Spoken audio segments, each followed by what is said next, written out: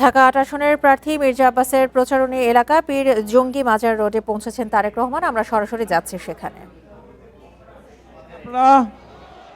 আলহামদুলিল্লাহ, এখন আমি আপনাদেরকে দেখার পরে দেশে আসার পরে আলহামদুলিল্লাহ ভালো আছে।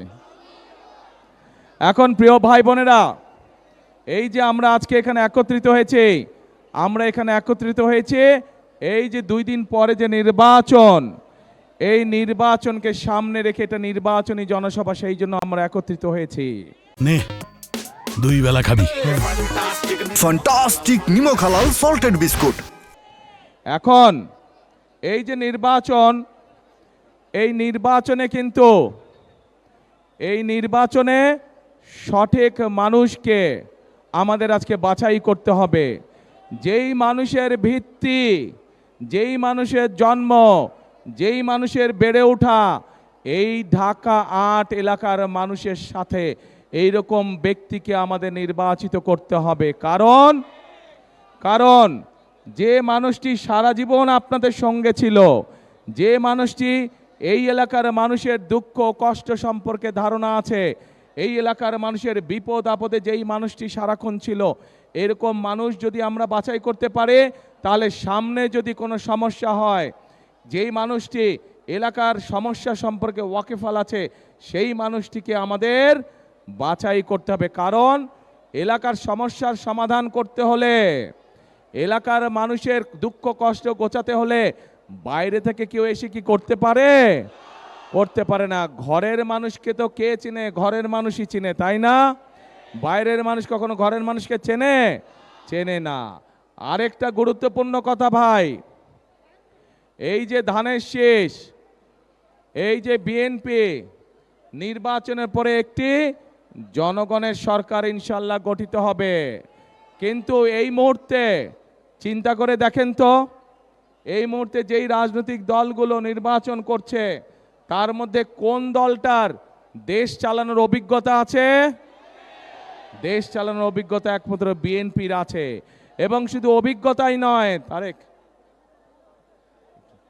শুধু অভিজ্ঞতাই নয়, একই সাথে বিএনপির দেশ এবং দেশের মানুষকে নিয়ে সঠিক কর্ম পরিকল্পনা আছে।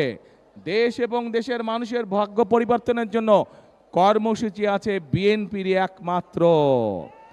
বিএনপির যেহেতু অভিজ্ঞতা আছে, সেই অভিজ্ঞতার আলোকেই আমরা আমাদের কর্ম পরিকল্পনা এবং আমাদের কর্মসূচি আমরা জনগণের সামনে উপস্থাপন করেছি। কারণ এই দেশের মানুষের ভাগ্যের সাথে বিএনপির ভাগ্য জড়িত থাকে। এই দেশের মানুষ, দেশ যদি ভালো থাকে তাহলে বিএনপিও ইনশাল্লাহ ভালো থাকে। প্রিয় ভাই বোনেরা, আমরা এই যে সামনে মঞ্চের সামনে বহু মা বোনেরা বসে আছেন, এরকম সারা বাংলাদেশে কোটি কোটি মা বোনেরা আছেন। বাংলাদেশে প্রায় 20 কোটি জনসংখ্যা। এই 20 কোটি জনসংখ্যার অর্ধেক হচ্ছে নারী।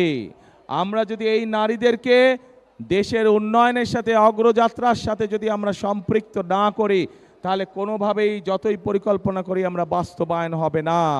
এবং সে কারণেই আপনারা দেখেছেন, দেশনেত্রী খালেদা জিয়া যখন এর আগে দেশ পরিচালনার দায়িত্বে ছিলেন, তখন দেশনেত্রী একটি পরিকল্পনা গ্রহণ করেছিলেন এবং আলহামদুলিল্লাহ সেই পরিকল্পনাটি সফল হয়েছিল। কি সেটি? বাংলাদেশের মেয়েদের শিক্ষা ব্যবস্থা ক্লাস 1 থেকে 12 পর্যন্ত দেশনেত্রী ফ্রি করে দিয়েছিলেন। তার ফলে পরবর্তীতে গত 25 বছর ধরে, গত 20 বছর ধরে কোটি কোটি মেয়েরা, দেশের মেয়েরা শিক্ষার আলো পেয়েছে।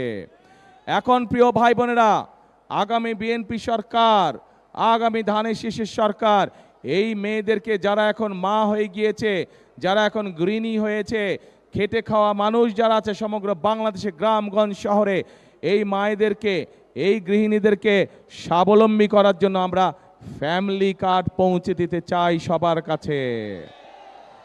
এই ফ্যামিলি কার্ডের মাধ্যমে আমরা আমাদের মায়েদের কাছে, গৃহিণীদের কাছে আমরা প্রতি মাসে